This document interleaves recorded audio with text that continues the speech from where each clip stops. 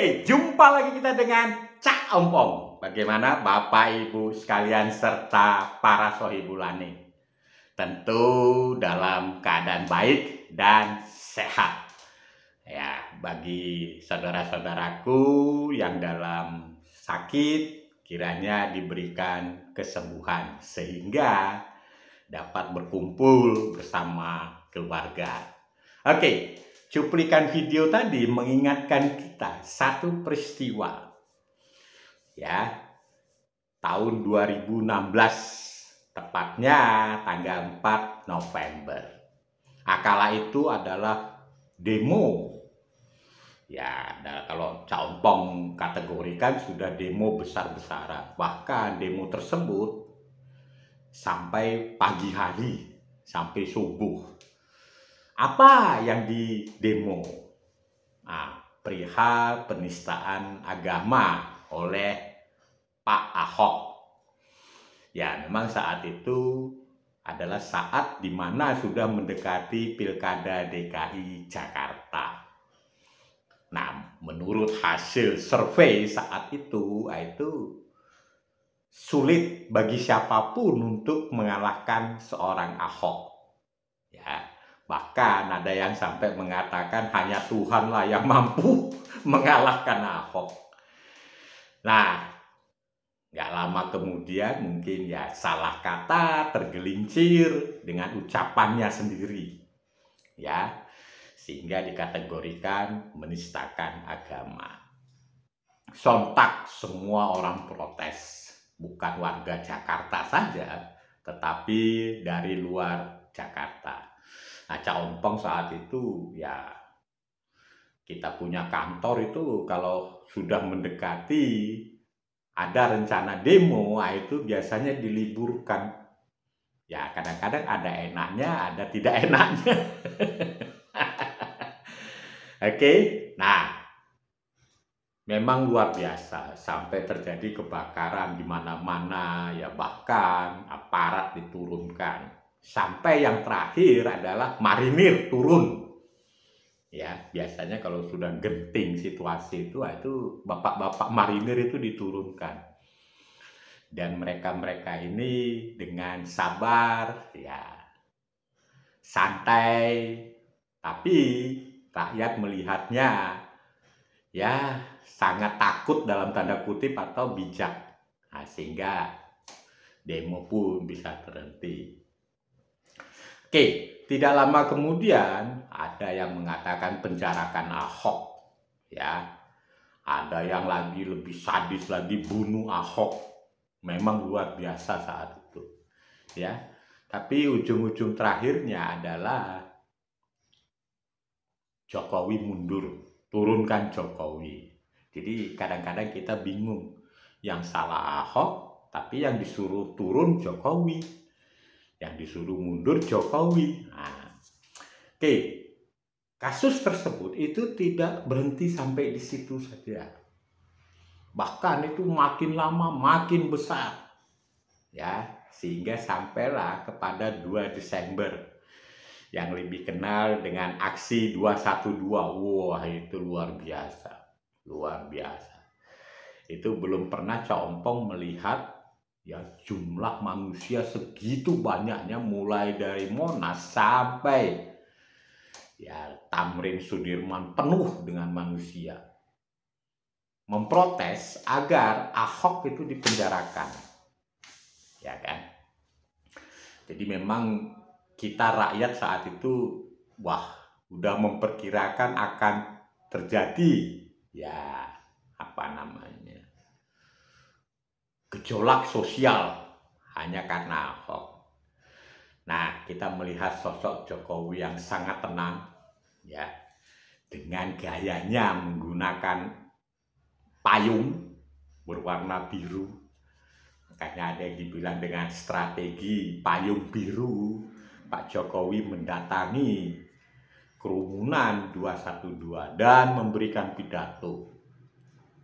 Saya rasa tindakan Pak Jokowi saat itu banyak yang mencegah beliau untuk tidak tampil di kerumunan 212. Ya, siapapun akan takut saat itu. Tapi Pak Jokowi dengan tenang ya bersama Wapres, bersama Panglima TNI naik ke panggung. Naiknya saja susahnya setengah mati. Dan beliau menyampaikan pidatonya. Nah, disitulah kehebatan seorang Jokowi dalam menurunkan tensi politik.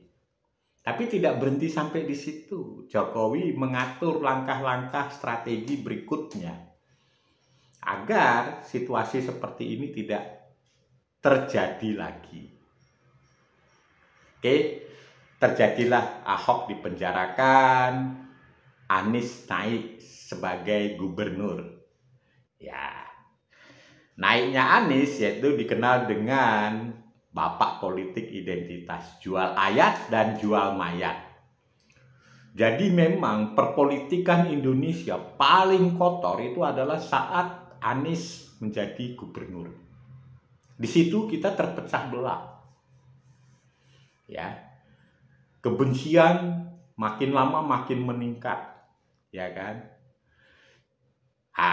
Belum lagi dikemas ada rencana Prabowo untuk naik maju menjadi presiden, ya, mengikuti Capres 2019. Jadi memang Pilkada DKI 2017 dengan Pilpres 2019 ini terkait. Ya, simbiosa mutualisme. Ya, tidak heran pada saat 2019 juga semakin tensinya semakin naik. Oke. Jadi apapun demonya, itu Jokowi mundur. Turunkan Jokowi. Ahok yang salah, Jokowi yang mundur. Nah, itu tidak stop sampai di situ saja. Dalam demo-demo selanjutnya, ini bapak-bapak kadrun ini, ya, kalau kita lihat demo Omnibus Law, ya, masalah undang-undang ketenaga kerjaan, ya, tetap ujung-ujungnya adalah Jokowi mundur dan turunkan Jokowi. Demo minyak goreng, ya begitu, Jokowi mundur, turunkan Jokowi. Bahkan sampai demo kemarin, tema turunkan Jokowi dan Jokowi mundur itu tetap masih ada. Ya, dari Compong yang belum ompong sampai sudah ompong begini, tema itu tidak berubah. Jokowi mundur, turunkan Jokowi. Nah, yang lebih konyol lagi, yang biasanya itu Habib Rizik Syihab, ya, 6 tahun yang lalu, sekarang jadi anak mantu. Ya, temanya tetap Jokowi mundur, turunkan Jokowi. Apa sih? Kenapa kok Jokowi disuruh mundur? Nah, ini menjadi pertanyaan. Ya. Jadi kalau kita perhatikan apapun demonya, Jokowi mundur, turunkan Jokowi. Bahkan demo kadrun ini sudah ditiru oleh adik-adik mahasiswa yang katanya orang cerdas. Jadi bukan adik-adik mahasiswa yang mempengaruhi kadrun, tapi adik-adik mahasiswa sudah dipengaruhi kadrun. Ya. Tema demonya selalu Jokowi mundur, turunkan Jokowi. Apapun.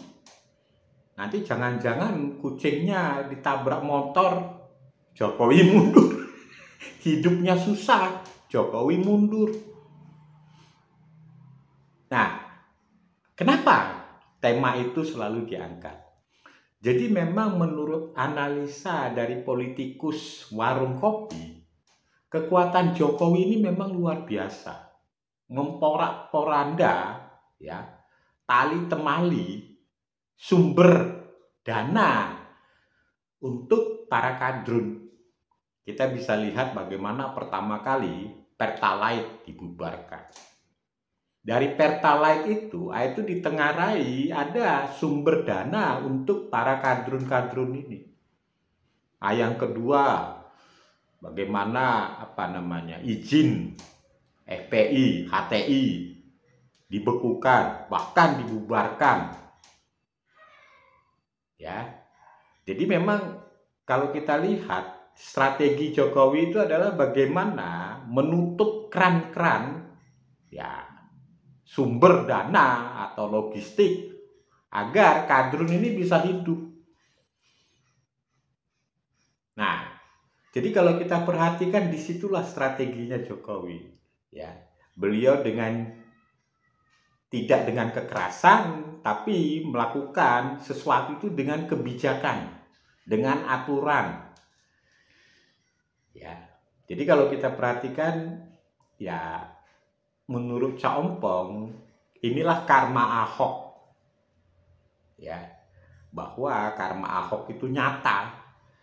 Ahoknya yang tadinya sudah dipenjara keluar, lalu menjadi komisaris utama Pertamina, kadrun tetap saja bertambah goblok. Habib Rizik sudah tidak mampu teriak-teriak, nah itu ganti anak mantu.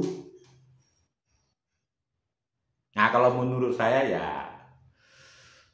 para kadrun ini, apalagi yang bukan dari penduduk asli Indonesia, ya sadar diri lah bahwa kalian-kalian itu hidup di bumi Nusantara. Ya, jangan menjadi provokator.